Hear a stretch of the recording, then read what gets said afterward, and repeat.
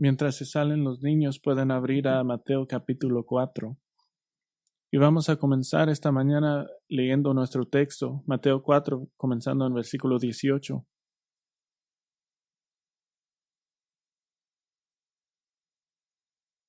Mateo 4, comenzando en versículo 18, dice: Y andando junto al mar de Galilea, vio a dos hermanos, Simón llamado Pedro, y Andrés, su hermano, echando una red al mar porque eran pescadores. Y les dijo: Seguidme, y yo os haré pescadores de hombres. Entonces ellos dejaron al instante las redes, le siguieron. Y pasando de allí vio a otros dos hermanos, Jacobo, hijo de Zebedeo, y Juan, su hermano, en la barca con su padre Zebedeo, remendando sus redes, y los llamó. Y ellos, dejando al instante la barca y a su padre, le siguieron. Nuestro Salvador Jesucristo es el perfecto y glorioso ministro del Evangelio, y en relatos consecutivos miramos dos de sus actividades mayores en el ministerio. Mateo 4:17 vemos el comienzo de su ministerio de predicar. Desde entonces Jesús comenzó a predicar y a decir: arrepentíos porque el reino de los cielos se ha acercado. Ese es su ministerio de predicación. Y ahora versículo 18 vemos el comienzo de su ministerio de desarrollo de liderazgo, que es la clave para multiplicar los esfuerzos de un ministro del Evangelio. Además de sanar y hacer milagros como las dos tareas principales que Jesús emprendió en su ministerio fueron de predicar la palabra y entrenar hombres. Y dijo en el Evangelio de Marcos que para eso vino.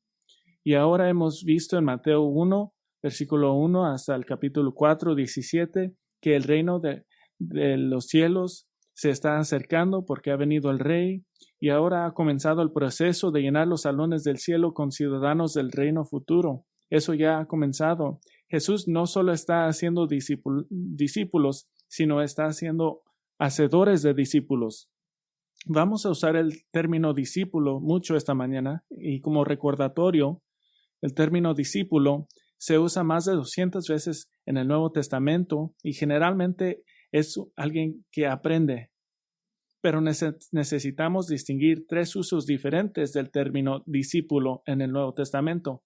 El primero es el más específico, es el término técnico o el título que es dado a los 12 hombres que Dios escogió para que los siguieran y para entrenarlos. Otro término es, otra forma que se puede usar es cualquier persona que pone la fe en Cristo para su salvación. Si eres cristiano, eres un discípulo.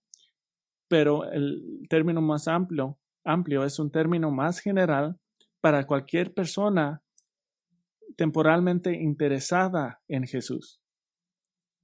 Aún los que eventualmente demostrarían ser infiel. Como Juan 6:66 dice que muchos de sus discípulos se apartaron y ya no andaban con él. Los quiero recordar de esos tres usos. En este caso, nuestro uso del término discípulo es específico, el término específico para los 12 hombres que Jesús eligió para entrenar y para que lo siguieran. Y este pasaje registra dos relatos paralelos. Es la misma historia consecutivas de Jesús llamando a los primeros 4. En el primer relato Jesús llama a los hermanos Pedro y Andrés. En el segundo relato Jesús llama a los hermanos Santiago y Juan. Los 4 son pescadores y ambos grupos son llamados por Jesús en medio de su trabajo como pescadores, y ambas narraciones siguen una esquema idéntica. La historia básica ocurre 2 veces en el mismo orden, y aquí quiero empezar demostrar esta historia básica, y lo haremos en 4 partes y se repiten.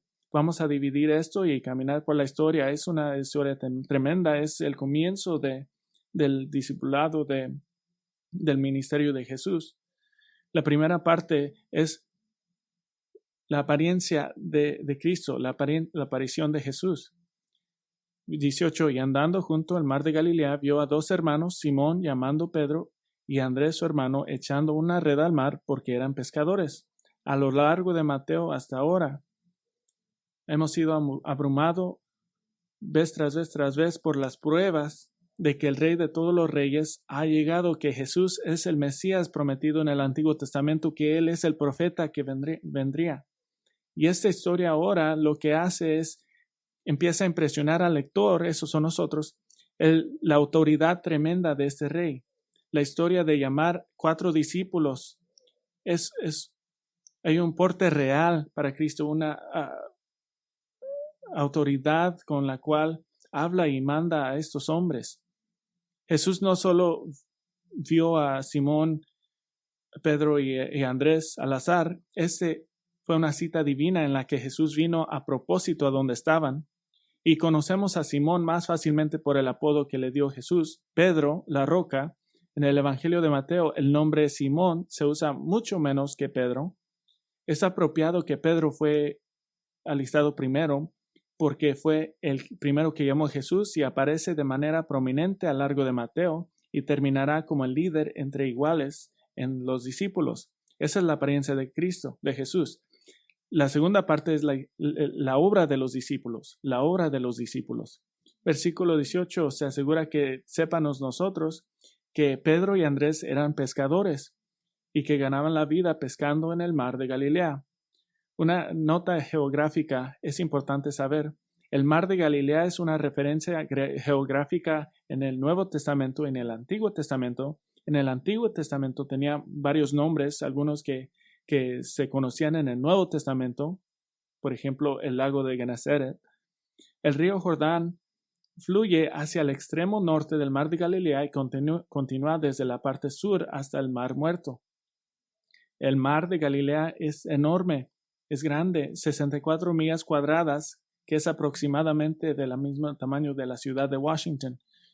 Un barco de pesca típico tenía capacidad de varios hombres, pero había más grandes para expediciones más largas. Los peces fueron capturados y llevados inmediatamente al mercado, a pueblos grandes como Cafarnaúm. Podría ser muy lucrativo, incluso empleando muchos trabajadores en un negocio de pescar. Incluso hoy en día la pesca comercial es la principal industria del mar de Galilea. Se menciona 197 veces en la Biblia, en los evangelios 53 veces. Entonces este es un lugar muy importante. Es la escena de muchos eventos importantes en los evangelios. Jesús enviando demonios a una piara de cerdos en Mateo 8. Jesús predicando desde una barca en el mar de Galilea en Mateo 13. Jesús enseñando en la orilla del mar de Galilea en Marcos 4. Calmó el mar en Marcos 4. Caminó sobre el mar en Marcos 6. Resucitó la hija de Jairo entre los muertos, Marcos 5. Alimentó a 5,000 personas.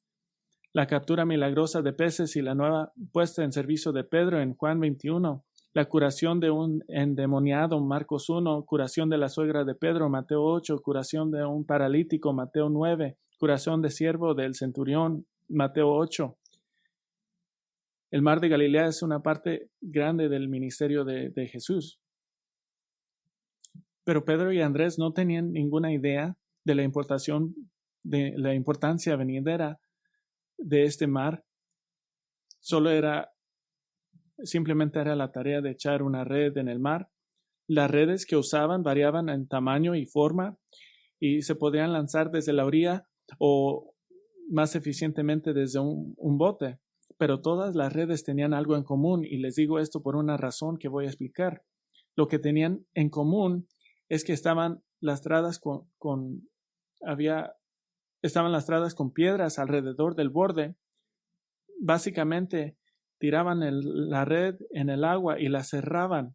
Las piedras se hundían y la cerraban y había un tipo de red que alguien se metía abajo del agua y juntaba la red y así atrapaban los pescados. Era trabajo duro, era trabajo de hombres, era trabajo peligroso. Pedro y Andrés no eran un par de pescadores perezosos que simplemente tiraban una línea en el agua mientras dormían y hacían nada. Había esfuerzo involucrado. ¿Por qué esto es importante? La nota de Mateo, que eran pescadores que echaban la red en el mar, es una preparación para lo que dice Jesús en versículo 19. Esta es la tercera parte de la historia, la llamada de los discípulos, la llamada de los discípulos. Y dice en versículo 19, y les dijo, seguidme y yo os haré pescadores de hombres. Nos acaban de decir que Pedro y Andrés tiraban las redes para pescar y ahora van a pescar por hombres. No hay explicación, ya es su comentario. Es completamente entendible. La imagen de palabras explica su propósito de pescar hombres para que sean ciudadanos del reino. Esta es autoridad de rey. ¿Qué autoridad tiene? En una oración, Jesús ordenó a Pedro y Andrés que lo siguieran y le dio su nuevo propósito en la vida. Yo os haré pescadores de hombres.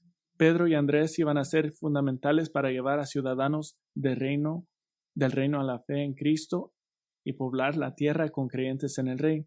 La representación de Mateo destaca qué tan autoritativo, qué real es Cristo.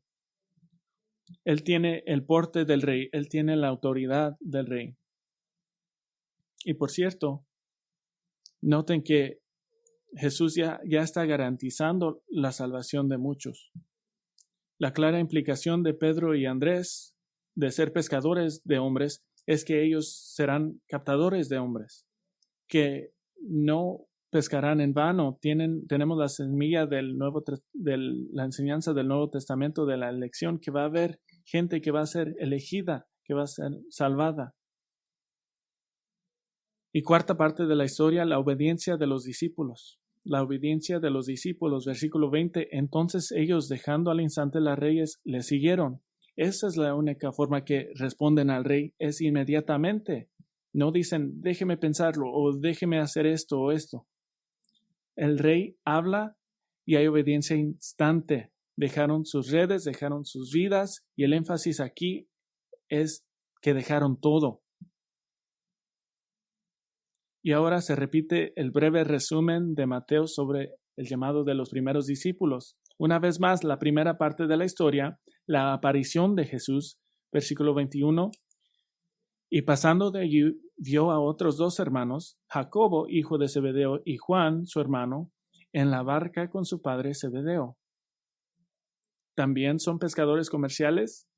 Jesús se les aparece cuando están remedando sus redes y preparándose para otra expedición de pesca. Y llegamos a la segunda parte, el trabajo de los discípulos. Están remendando sus redes. Y ahora tenemos el sentido de los lazos familiares. No solo eran pescadores en el negocio de su padre. Y no se pueden alejar fácilmente de eso. Especialmente en la cultura del Antiguo Testamento, nunca se alejaron del negocio de sus padres. Casi era completamente desconocido. Y la tercera parte de la historia, la llamada de los discípulos, versículo 21 dice simplemente, y los llamó. Probablemente hizo la misma llamada a Santiago y Juan y les dijo, seguidme y yo os haré pescadores de hombres. Quizás no entenderían la implicación de lo que significa ser pescadores de hombres, pero el Evangelio de Mateo nos da comentario en esto, nos da entendimiento en lo que significa. Escuchen en la paralela en Mateo 13, dice en versículo 47, dice, el reino de los cielos también es semejante a una red barredera que se echó en el mar y recogió peces de toda clase. Y cuando se llenó, la sacaron a la playa y se sentaron y recogieron los peces buenos en las canastas, pero echaron fuera los malos. Así será el fin del mundo. Los ángeles saldrán y sacarán a los malos de entre los justos y los arrojarán en el horno de fuego. Allí será el llanto y el crujir de dientes. Entonces, pescar por hombres tiene implicaciones eternas de juicio final. Esto no es solo vengan a la iglesia. Esto es tu eternidad, depende en cómo respondes a este mensaje del Evangelio. Y de nuevo, la cuarta parte de la historia, la obediencia de los discípulos. La obediencia de los discípulos. Versículo 22. Y ellos, dejando al instante la barca y su padre, le siguieron. Obediencia sacrificial inmediata.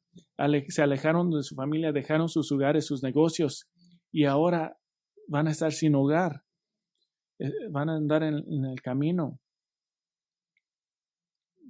Podemos hacer un contraste de su obediencia con la falta de obediencia de los otros que cuando vino el tiempo de seguir a Cristo no lo hicieron. Mateo 8, versículo 19, y una escriba se le acercó y le dijo, Maestro, te seguiré a donde quiera que vayas.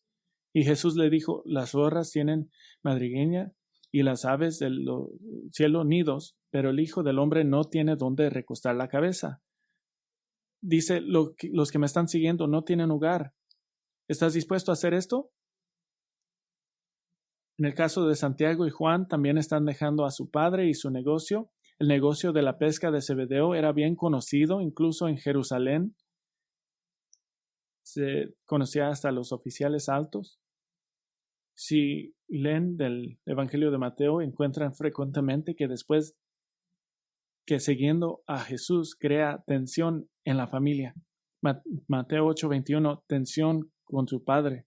Mateo 10:21, tensión con su hermano, tensión con los hijos que no creen. Mateo 10:34, tensión entre hija y madre, nuera y suegra. Mateo 10:36 dice, y los enemigos del hombre serán los de su misma casa. ¿Qué significan enemigos? Es gente que significa que estás siguiendo a Cristo y dejando a tu familia que están siguiendo sus padres, el diablo. Y últimamente son enemigos con los unos a los otros. El Evangelio de Mateo nos demuestra eso tiempo y tiempo. ¿Y qué tan inmediatamente siguieron a Jesús? Marcos 1:20, y al instante los llamó, y ellos, dejando su padre Zebedeo en la barca con los jornaleros, se fueron tras él. No les dijeron en 2 semanas me voy. No dijeron, vamos a empezar pequeño. Dejaron a su padre y lo dejaron allí. Y siguieron a Jesús. Es un buen comienzo al ministerio, pero quiero regresar a Pedro y Andrés, porque esto es interesante. Allí están pescando y viene Jesús y dice, sígueme. Y se van. Y mi pregunta es, ¿por qué harán eso? ¿Por qué harían eso? Quizás se preguntan, ¿por qué Pedro y Andrés responderían tan rápidamente a la llamada de Cristo? La razón por qué hicieron esto es porque Pedro y Andrés ya eran discípulos de Juan el Bautista. Ellos sabían que el Mesías había venido. Aparentemente habían sido bautizados por Juan en arrepentimiento y preparación de corazón para encontrarse con Jesús. Y quizás ya se habían encontrado con Jesús. Abran la página a Juan capítulo 1, capítulo 1, versículo 35. Vamos a ver 4 hombres absolutamente convencidos que Jesús es el Mesías, que Jesús es el Rey. Estos 4 hombres son Juan el Bautista, Andrés, Simón Pedro, y luego otro discípulo que no es nombrado de Juan el Bautista. Juan el Bautista, Andrés, Simón Pedro y un discípulo anónimo de Juan el Bautista. Vamos a leer este texto y vamos a contestar la pregunta, ¿por qué siguieron a Jesús? Versículo 35. Al día siguiente, Juan estaba otra vez allí con 2 de sus discípulos y vio a Jesús que pasaba y dijo, «He ahí el Cordero de Dios». Y los 2 discípulos le oyeron hablar y siguieron a Jesús. Jesús se volvió y viendo que le seguían les dijo, «¿Qué buscáis?» Y ellos le dijeron, «Rabí», que traducido quiere decir maestro, «¿dónde te hospedas?» Él les dijo, «Venid y veréis». Entonces fueron y vieron dónde se hospedaba y se quedaron con él aquel día porque era como la hora 10:00. Uno de los 2 que oyeron a Juan y siguieron a Jesús era Andrés, hermano de Simón Pedro. Él encontró primero a su hermano Simón y le dijo, «Hemos hallado el Mesías», que traducido quiere decir Cristo, y entonces lo trajo a Jesús. Jesús mirándolo dijo, «Tú eres Simón, hijo de Juan, tú serás llamado Cefas», que quiere decir Pedro. Y quiero que noten el idioma de seguir. Versículo 37, ellos siguieron a Jesús. 38, viendo que lo seguían, 39, venid y veréis. 39, se quedaron con él. 40, uno que siguieron a Jesús. 41, hemos hallado al Mesías. 42, lo trajo a Jesús. Este texto habla de seguir a Cristo. Entonces, ¿por qué Pedro y Andrés dejaron todo para seguir a Cristo? ¿Por qué? Jesús hace 3 declaraciones y quiero usar estas para dar estas razones. La primera razón es que Cristo es todo amoroso. Versículo 35 nos dice que este es el día siguiente, la proclamación oficial de Juan el Bautista a las multitudes. Miren versículo 29. Al día siguiente vio a Jesús que venía hacia él y dijo, he ahí el Cordero de Dios que quita el pecado del mundo.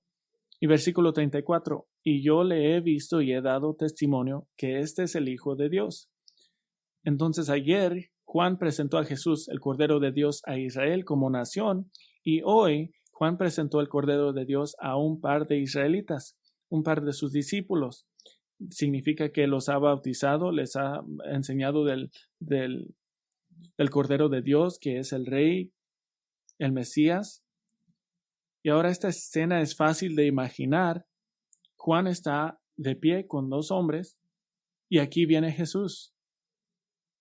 Probablemente a un poco lejos, y mientras Jesús pasa, Juan dice, he aquí el Cordero de Dios. Versículo 37, y los 2 discípulos le oyeron hablar y siguieron a Jesús. Este es la presentación del evangelio más efectiva de la historia. He aquí el Cordero de Dios y se van a seguir a Cristo. Ahora, esto parece demasiado bueno para ser verdad. Juan el Bautista, por coincidencia, está hablando con estos 2 hombres, cuando Jesús, por coincidencia, pasa caminando. Pero aquí es donde entra la parte de totalmente amoroso. Jesús es omnisciente, todo lo sabe. ¿Qué sabía acerca de estos 2 hombres? Sabía que habían sido convencidos en sus corazones de su pecado y han sido bautizados por Juan. Sabían que han sido sobrenaturalmente atraídos a Cristo. Sabía que eran como ovejas sin pastor, que querían conocer su Salvador. Sabía que lo buscaban y estaban esperando por él para que viniera Jesús. Para eso estaban allí. Y Jesús dijo en Juan 17 que hizo todo lo que el Padre le mandó. Esto significa que esta escena ya estaba coreografada y planeada en el cielo por el bien de estos 2 hombres. Jesús camina justo a tiempo y miró y los notó y les dijo, ¿qué buscáis? Y quiero que noten, Jesús no les pregunta a quién buscan, pero qué buscan. Jesús es directo. No solo querían reunirse con Jesús, tenían necesidades espirituales. Habían oído la predicación de arrepentimiento del reino venidero y especialmente del Mesías venidero. Han escuchado esto de Juan el Bautista y ahora tienen un sentido que él tenía todas las respuestas para las necesidades espirituales que tenían, necesidades para perdón, para restauración, para vida eterna, para entrar al reino de Dios. Les preguntó, ¿qué buscáis?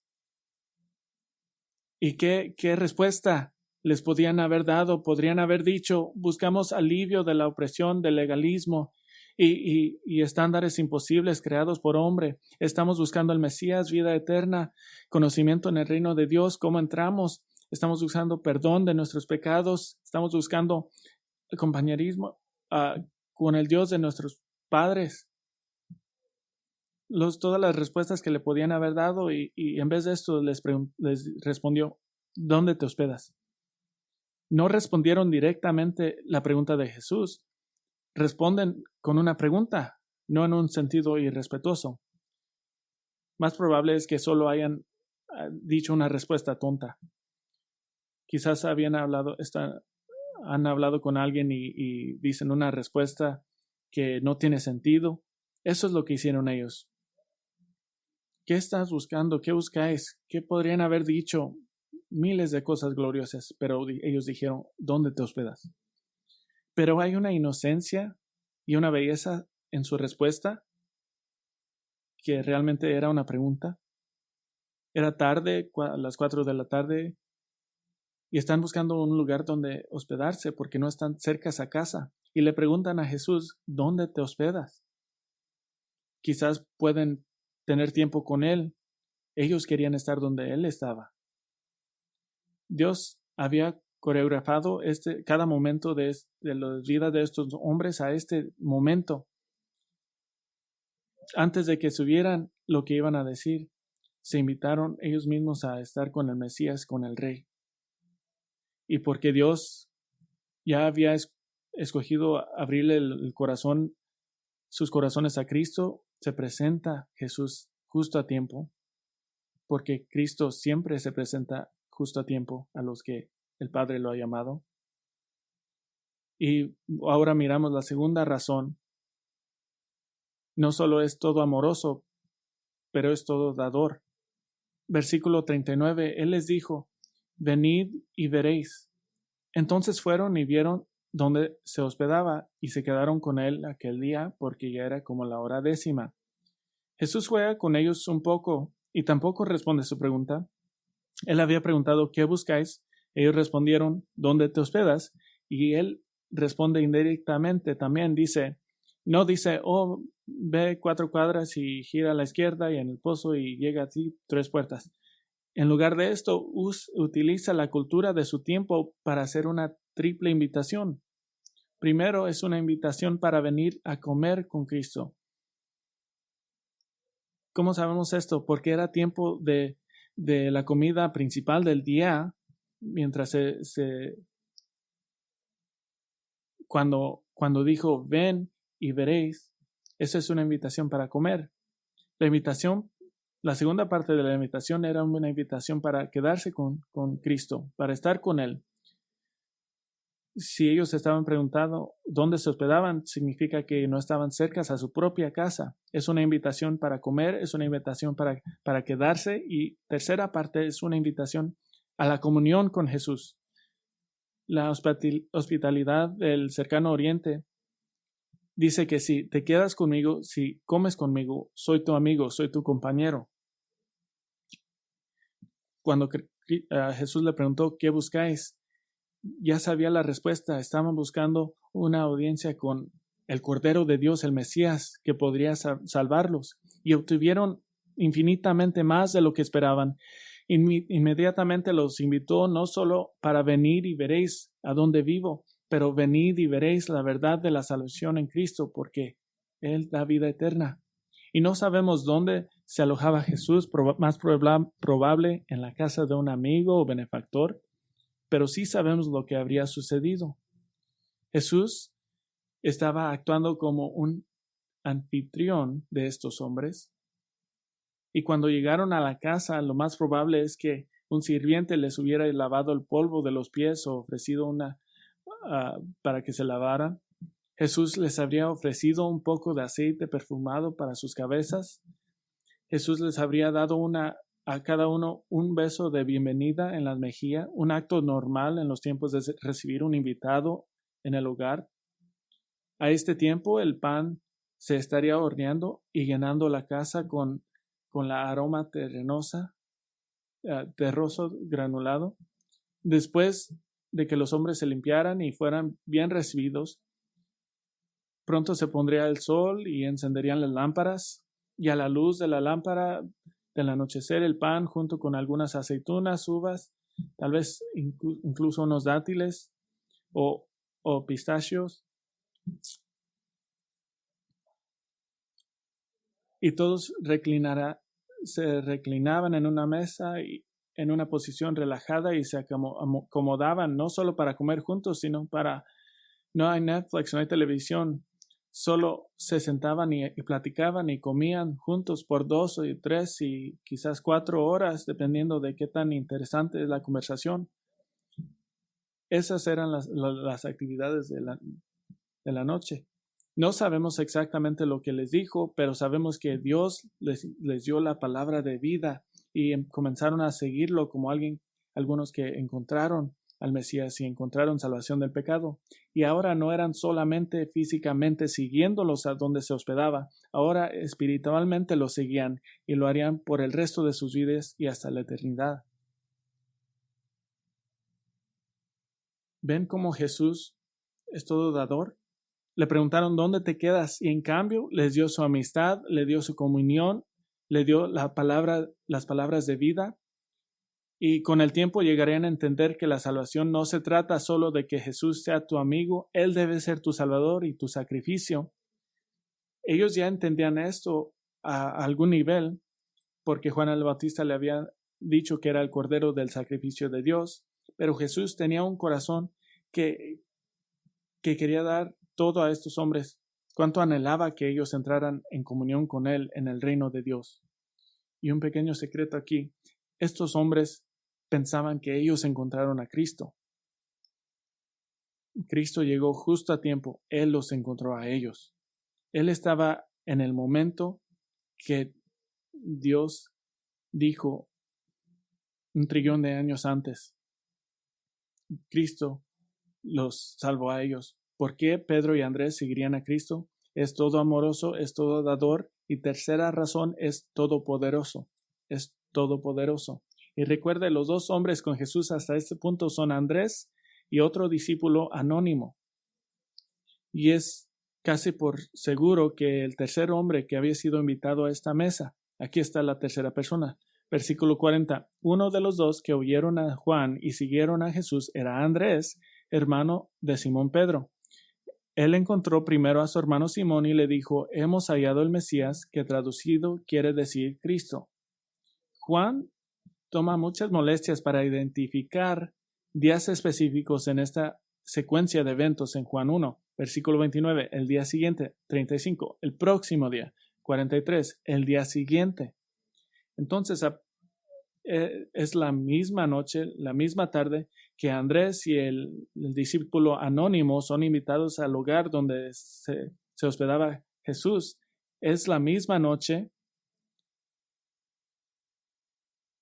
Y cuando Jesús y Pedro se encontraron por primera vez, Jesús creó un momento intenso, penetrante, que nunca sería olvidado. Jesús no le dijo, hola, ¿cómo estás? Soy Jesús, ¿cómo te llamas? Versículo 42. Entonces lo trajo a Jesús. Jesús mirándolo dijo, tú eres Simón, hijo de Juan, tú serás llamado Cefas, que quiere decir Pedro. Jesús demuestra instantáneamente su poder y su autoridad como un amo sobre su esclavo, y le pone un apodo a Simón y le dice como le deben de llamar los demás, Cefas o Pedro. Cefas es arameo, a Pedro es griego para roca. En el Antiguo Testamento, Dios cambiaba el nombre de una persona para indicar un llamado especial en su vida. Abraham a Abraham, Sarai a Sara, Jacob a Israel. Darle a alguien un nuevo demuestra autoridad sobre ellos, que ellos harán lo que tú dices. Es todopoderoso. Ahora, ¿por qué Jesús nombró a Simón la roca? En el Nuevo Testamento nunca explica esto, pero obviamente pretende tener un significado. Tenemos que confiar en cómo las Escrituras usan la metáfora de una roca. Generalmente, en el antiguo cercano Oriente, una roca era una imagen clásica de solidez invulnerable, de fuerza, y las Escrituras confirman esto. La roca es asociada con cimientos y fortalezas.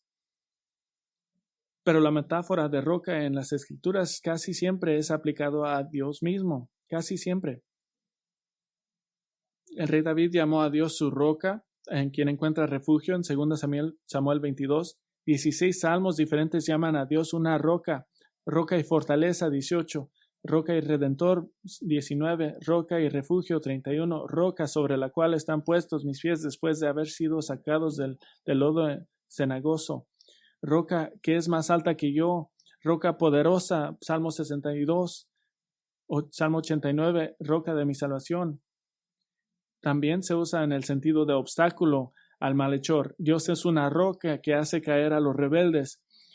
a Isaías 8, el suelo rocoso no puede recibir el evangelio. Mateo 13, la piedra que desecharon los constructores se convierte en la piedra de tropiezo. Salmo 118. Esto es increíble. Jesús está nombrando a Pedro después de un rasgo del carácter de Dios mismo: fuerza de carácter, estabilidad, liderazgo, confiabilidad. Aquí es donde vemos la naturaleza todopoderosa y soberana de Cristo. Si saben algo de Pedro, nunca lo nombrarían piedra o roca. Quizás lo nombran esponja o boca o algo así. Pero, ¿qué tan todopoderoso es Jesús? Jesús no está nombrando a Pedro por lo que era, lo está nombrando por lo que sería. Cuando Pedro conoció a Jesús y Jesús lo miró, que es una palabra que significa mirar intentamente a la cara, esta no era solo un hombre encontrándose a otro, esta fue la mirada autorizada de Dios hombre, Jesucristo, hablándole al hombre cuya salvación ha sido asegurada y su lugar en el reino ha sido establecido. Cuando Jesús miró a Pedro, vio todos sus planes todopoderosos para Pedro, que Pedro sería el líder entre los líderes, el líder entre los apóstoles. Miró al futuro Pedro lleno del Espíritu Santo proclamando el Evangelio a un grupo de 3,000 personas en Hechos 2.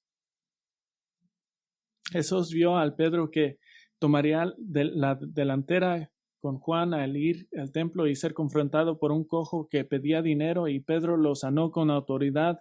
Vio al Pedro que aprovechó esta oportunidad para predicar con poder al pueblo, y vio a Pedro que sería arrestado y llevado ante el mismo concilio que condenó a Jesús, y les dijo descaradamente, citando impecablemente del Salmo 118, este Jesús es la piedra desechada por vosotros, los constructores, pero han venido a ser la piedra angular, y en ninguna otra hay salvación, porque no hay otro nombre bajo el cielo dado a los hombres en la cual podemos ser salvados. Jesús vio a Pedro que iba a confirmar que el Evangelio también había llegado a los gentiles. Ciertamente ahora entiendo que Dios no hace acepción de personas, sino que en toda nación el que tema y hace lo justo, Él lo aceptó. Jesús vio a Pedro que llevaría el Evangelio a varias partes del mundo, y durante la persecución, durante el dolor, durante la muerte y tristeza y angustia, las instrucciones más grandes de 1 Pedro, en la cual es la respuesta de Pedro a los tiempos de persecución y angustia. Las instrucciones es ser santo porque Dios es santo. Esa es una roca. Esa es una roca. Jesús es todopoderoso y estaba siguiendo el plan preordenado de su Padre. ¿Por qué Pedro y Andrés seguirán a Cristo? Él es todo amoroso, es todo dador y es todopoderoso. Déjame mostrarle a algunos hombres piadosos, varones que verdaderamente siguieron a Cristo. Juan el Bautista siguió a Cristo hasta el punto de abandonar todos los demás placeres del mundo y perdió su vida por esto. El discípulo anónimo en nuestra historia. ¿Quién es? Este es el apóstol Juan, el autor del Evangelio. Juan nunca se nombra a sí mismo en este Evangelio, pero esto es un relato de testigo ocular. Solo Juan podría haber sabido que esto sucedió a las 4 de la tarde. ¿Qué tal el hombre que había viajado por el mundo dedicándose a Cristo y al Evangelio? Había llevado el Evangelio a partes de Europa del Este, donde nadie había escuchado el nombre de Cristo. Predicó en Turquía y luego en Grecia. La mayoría de los más cercanos a él ya estaban muertos. Era el último hijo de su familia, dedicado por completo a la proclamación del Evangelio. Y en Grecia fue llevado cautivo y condenado a muerte y fue crucificado en forma de X porque no se consideró digno de morir como lo hizo Cristo. Incluso hoy ese tipo de cruz se llama la cruz de San Andrés. Simplemente estaba siguiendo los pasos de su hermano. Solo unos años antes, Pedro había viajado por el mundo dedicándose a Cristo y al Evangelio. Llevó el Evangelio a Gran Bretaña y parte de Europa Occidental. Por su fe en Cristo fue arrestado junto con su amada esposa. Se vio obligado a ver cómo torturaban y crucificaban a su esposa antes de que a él mismo se uniera con ella en la muerte. Fue crucificado boca abajo porque no era digno de morir como Cristo había muerto. Cuando Jesús dijo, sígueme, ciertamente lo siguieron. Lo siguieron hasta el cielo. Ahora, este relato de Mateo, donde comenzamos en Mateo 4, comienza a llevar el lector más allá de conocer el origen de la venida del rey. Y ahora el lector, el cristiano judío del primer siglo originalmente, empiezan a ver los desafíos y la aplicación. Mientras leía este texto en Mateo 4, hay una parte que casi puedo garantizar que era el más familiar, versículo 19, seguidme y los haré pescadores de hombre. Jesús llamó a los primeros discípulos, demuestra un modelo para la iglesia. Y lo que vemos aquí son las semillas de la edificación del reino durante los últimos 20 siglos. ¿Cómo ha hecho esto? Aquí tenemos la forma básica que Cristo ha elegido construir su iglesia. Y aquí la miramos en idea como semilla, que Cristo edifica su iglesia sobre las espaldas de los pastores. Cristo edifica su iglesia sobre las espaldas de los pastores. Y quiero que vean esto en otro lugar. Abran la página a Lucas capítulo 5. Jesús llamó a estos 4 a ser pescadores de hombres. Lucas 5. Para ellos específicamente este fue un llamado al ministerio de tiempo completo. Que estos hombres como apóstoles, este ministerio comenzaría con lanzar la red del evangelio, esta llamada de Pedro, de Andrés, de Santiago y de Mateo. En Mateo 4 este fue el primer llamado del ministerio que les dio Jesús, pero no dejaron todo. Sí, inmediatamente se fueron con Jesús, pero sí continuaron parte del tiempo con su negocio de pesca. Muchos hombres, por mi experiencia, tienen un tiempo transicional, no es inmediato. Hay un tiempo transicional y este era el caso con este hombre. Sabemos que su llamado no era completa porque el Evangelio de Lucas recuenta su segundo llamado al ministerio. Después de esto ya ayudan a Cristo en tiempo completo. En la primera llamada, Cristo les dijo que serían pescadores de hombre y ahora en la segunda llamada, Jesús va a probar qué tan Lucas 5, 1 a 3. Y aconteció que mientras la multitud se agolpaba sobre él para oír la palabra de Dios, estando Jesús junto al lago de Genesaret, vio 2 barcas que estaban a la orilla del lago, pero los pescadores habían bajado de ellas y lavaban sus redes. Subiendo a una de las barcas, que era Simón, pidió que se separara de la tierra un poco y sentándose enseñaba a las multitudes desde la barca. Esto es después de Mateo capítulo 4, y después de enseñar de la barca, se revela el verdadero propósito de Jesús al estar en la barca. Versículo 4. Cuando terminó de hablar, dijo a Simón, sal a la parte más profunda y echad vuestras redes para pescar. Y respondió Simón, Maestro, hemos estado trabajando toda la noche y no hemos pescado nada, pero porque tú lo pides, echaré las redes. Explicó que su trabajo no estaba dando más, pero porque tú lo pides, echaré las redes. Jesús es su maestro. Es una palabra poco utilizada, solo 7 veces en el Nuevo Testamento. Es una palabra de respeto completo, de respeto y lealtad. Aquí no hay pescados, pero te voy a obedecer porque tú eres mi maestro. Versículo 6, y cuando lo hicieron, encerraron una gran cantidad de pescados, de modo de que sus redes se rompían. Entonces hicieron señas a sus compañeros que estaban en la otra barca para que vinieran a ayudarlos. Y viniendo y llenando ambas barcas de tal manera que se le hundían. Al ver esto, Simón Pedro cayó a los pies de Jesús diciendo, apártate de mí, Señor, pues yo soy hombre pecador, porque el asombro se había apoderado de él y de todos sus compañeros por la redada de peces que habían hecho. Y lo mismo le sucedió también a Jacobo y a Juan, hijos de Zebedeo, que eran socios de Simón. y les dijo: no temas, desde ahora serás pescador de hombre. Pedro ya había creído que era el Mesías enviado por Dios, pero esta demostración de poder y autoridad y el control sobre la naturaleza, Pedro se sintió abrumado por su propia pecaminosidad y su primer instinto es decirle pedirle a Jesús que se vaya. Pero Jesús tenía un propósito para reenfatizar la misión de aquellos que Jesús los llamaba y garantizar su éxito. No temas, desde ahora serás pescador de hombres. ¿Qué significa esto teológicamente? Obviamente la metáfora que usa Jesús aquí es que proclamar el Evangelio es pescar por hombres, es soltar las redes, y teológicamente nos dice que Dios es el que captiva. Dios es el que llena las redes. Como ministro del Evangelio, yo amo esto, porque todo lo que hago yo es soltar las redes. Yo no las tengo que llenar, yo nunca los he tenido que llenar. Dios hace eso. ¿Y qué hicieron los hombres después de este evento? Versículo 11. Y después de traer las barcas a tierra, dejándolo todo, le siguieron. Y ahora en adelante los discípulos están con Jesús continuamente.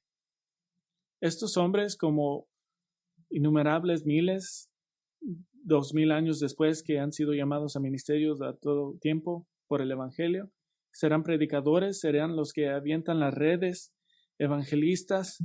Su predicación sería centrado en el Evangelio, ese era su mensaje. Sus vidas serán consumidas y terminadas por esta llamada, por este llamado.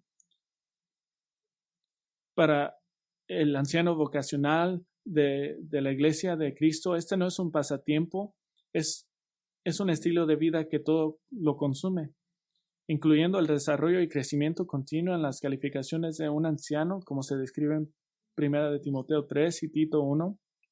Es interesante cuántas veces en las Escrituras Dios llama a los hombres mientras están en el trabajo. Gedeón mientras trillaba grano, Eliseo mientras araba, Amos mientras pastorea, Mateo en su puesto de recaudador de impuestos, en Mateo capítulo 9, y estos hombres en su negocio de pesca. El llamado de Dios exige una ruptura decisiva con la vida normal, con negocios como siempre, que ya no trabajan por hombres, trabajan por el Señor. En veces la gente mira a los pastores como el resto de la iglesia, como el resto del mundo. Me preguntan, ¿para cuál iglesia trabajan? Yo no trabajo para la iglesia, yo trabajo para el Señor, trabajo para Cristo. Pero la misma idea de devoción y ser consumido también debe de ser característica de un anciano o líder de la iglesia que no recibe apoyo financiero de la iglesia. 1 Timoteo 5 parece reconocer a los ancianos que son y no están recibiendo apoyo financiero. Y si bien los ancianos que no reciben apoyo financiero quizás no tengan el mismo tiempo, la pasión y la devoción debe de estar presente en todos. ¿Cuáles son los deberes de un anciano? Hay 4 y son modelados primero por los hombres que Cristo llamó. Primero es de ser un maestro. 1 Timoteo 3:2. No hay detalles sobre el alcance o nivel de la enseñanza. El discipulado 1 a 1 es enseñar tanto como enseñar un grupo más grande. Aconsejar a alguien con la palabra de Dios es enseñar. 1 Timoteo 5 describe a algunos ancianos que se esfuerzan en predicar y enseñar. No todos están llamados a este nivel, pero todos los ancianos tienen algún nivel. Deben de abrir la palabra de Dios a alguien más en la iglesia. Deben de ser maestros. También deben de ser un obispo. Un obispo, este es uno de los términos usados varias veces en el Nuevo Testamento para los ancianos. Esta no es la idea de tener reuniones y hacer decisiones. Casi no hay ejemplos de reuniones y decisiones en el Nuevo Testamento. Esta es supervisión espiritual del bienestar espiritual de la iglesia. El objetivo no es de traer a la iglesia a eficiencia, sino a la piedad y a la semejanza de Cristo. A Él nosotros proclamamos, presentando a todos maduros en Cristo. Debe de ser maestro, debe de ser obispo, debe de ser un ejemplo. Debe de ser un ejemplo. 1 Pedro 5:3 dice ejemplos para el rebaño. Es decir, un tipo o un modelo para seguir. Que puedan ir a la casa de un anciano y les preguntan, dime de tu vida para poder imitarte. Significa guardar su propia piedad, estar entre la gente y conocerlos a una forma profunda. Modelar solo funciona cuando la gente los puede ver y están establecidos con la vida de la iglesia. Cuarto, debe de ser un defensor que el anciano ora para su gente. Esto es como en Hechos 4, dedicándose en la oración y la palabra. El anciano tiene la carga de orar por la iglesia, por sus compañeros, líderes y por miembros específicos. Toda la iglesia debe de hacer esto, pero los ancianos deben de estar devotados a esto, a individuos, a obispas, ovejas de Dios, porque los ancianos no tienen poder en sí mismos para llevar a nadie a la madurez en Cristo. Debe de ser el poder del Espíritu, la palabra de Dios para lograr la humilde obediencia del pueblo de Dios. Y ahora la iglesia está equipada para proclamar el Evangelio que pastores fieles han tejido en los corazones y mentes de los miembros, proclamar el Evangelio en el hogar, literalmente hacer discípulos en el hogar. Todos interactuamos con el mundo